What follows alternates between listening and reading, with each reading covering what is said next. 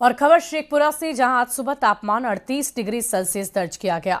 बढ़ती गर्मी से लोग काफी परेशान हैं। सदर अस्पताल समेत तमाम अस्पतालों में इलाज के इंतजाम किए गए। संवाददाता अजीत कुमार सिन्हा की इस रिपोर्ट को दिखाते हैं। शेखपुरा में अप्रैल महीने में ही भीषण गर्मी पड़ रही है। मौसम विभाग की माने तो यहाँ का तापमान जो है लगभग 38 से 39 डिग्री सेल्सियस प्रतिदिन रह रहा है। ऐसी स्थिति में भीषण गर्मी में स्वास्थ्य विभाग भी सतर्क हो गया है। हीट वेव को देखते हुए ये वार्ड भी बनाया गया है। आपको हम दिखा रहे हैं सदर अस्पताल का ये ऊपरी तल पर हीट वेव के लिए वार्ड बनाया गया है, जिसमें लगभग 10 से 15 बेड लगाए गए हैं। सुसज्जित तरीके से लगाए गए हैं ताकि कोई भी अगर इस तरह की घटनाएँ होती, परेशानी होती है तो उसको कोई इलाज की सारी सुविधा उपलब्ध हो जाएगी। एसी वगैरह जितना भी सुविधा है सब सारा व्यवस्था किया गया है।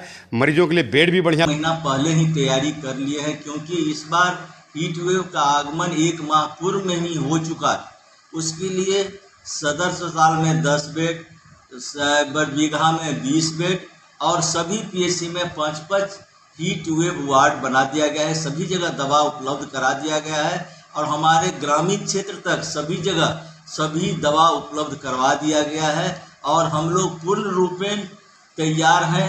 मेडिकल टीम भी हर एक पीएचसी में जिला स्तर पर भी हीट वेव के लिए तैयार है और हम लोग अभी तक हीट वेव का सामना अच्छे ढंग से कर रहे हैं। अभी तक कोई तरह का अप्रिय घटना नहीं मिला।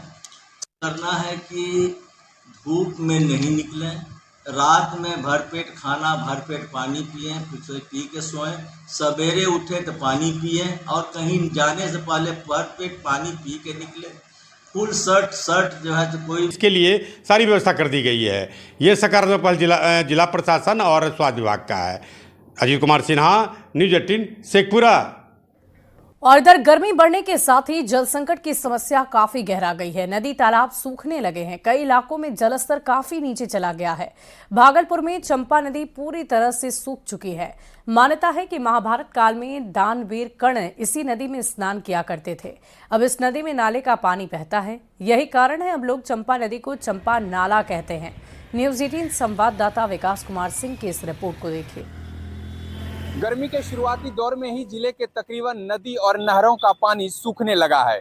जिले के कई इलाकों का वाटर लेवल भी काफी नीचे चला गया है। आपके टीवी स्क्रीन पर यह तस्वीर चंपा नदी की है। आप तस्वीरों में साफ तौर पर देख सकते हैं कि किस तरह से चंपा नदी पूरी तरह से सूख चुकी है। बचा खुचा जो पानी है ये गंदे नाले का पानी है, क्योंकि शहर के तकरीबन नाले का गंदा पानी चंपा नदी में आकर गिरती है। लोग बताते हैं कि चंपा नदी सालों भर जो है पानी से भरा रहता था। कलकल छलछल धार सभी लोगों के लिए उपयोगी हुआ करता था। खासकर यहाँ के किसानों के लिए चंपा नदी वरदान हुआ करती थी, क्योंकि सालों भर इस नदी में पानी होता था और लोगों के लिए सिंचाई का एक बड़ा साधन हुआ करता था। चंपा नदी का पानी इतना शुद्ध था कि लोग इस नदी में स्नान कर आसपास के मंदिर में पूजा करने भी जाते थे। लेकिन अब स्थिति पूरी तरह से बदल चुकी है और चंपा पूरी तरह से सूख चुकी है। जिस तरह से जिले के तकरीबन नदी और नहरों का पानी सूख गया है, इससे समझा जा सकता है कि जल संरक्षण कितना जरूरी हो गया है। विकास कुमार सिंह, न्यूज़ 18 भागलपुर। और इधर प्रधानमंत्री नरेंद्र मोदी कल मोतिहारी के प्रधानमंत्री आवास योजना के तहत बने घर की चाबी सौंपेंगे। शहर में 2000 लोगों के घर बनाने की योजना है और शहर के बंगाली कॉलोनी, मिसकाट, बलमवनवा, जमला मोहल्ले के कई लोगों को अपने पक्के घर का सपना साकार होता नजर आ रहा है।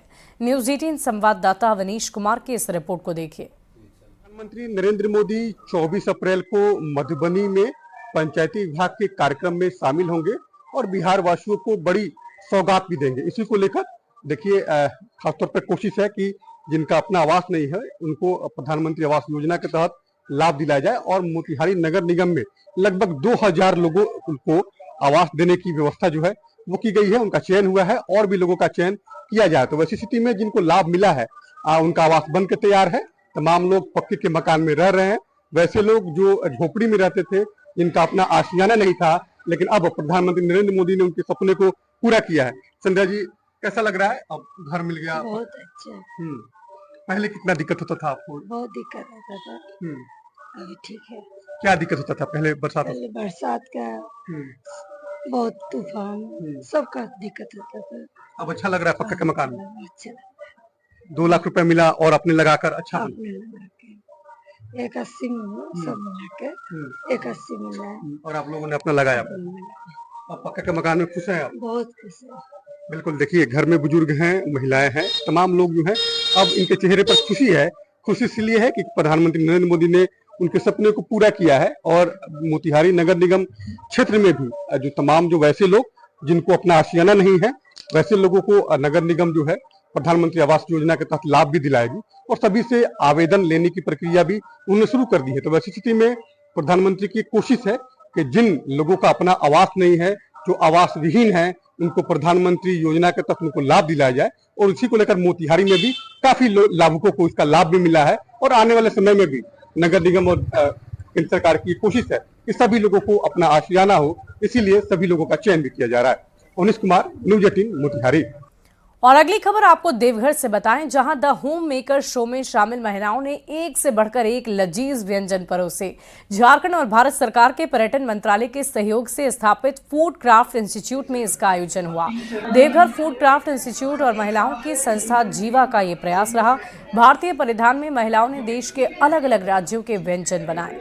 इंस्टीट्यूट के प्रिंसिपल ने कहा कि इसके पहले इस तरह की मैनेजमेंट की पढ़ाई के लिए झारखंड वासियों को दिल्ली, मुंबई, बाहर के क्षेत्र में जाना पड़ता था, लेकिन अब ऐसा नहीं है। अब सरकार की पहल पर देवघर में भी ट्रेनिंग की सुविधा मिल पा रही है।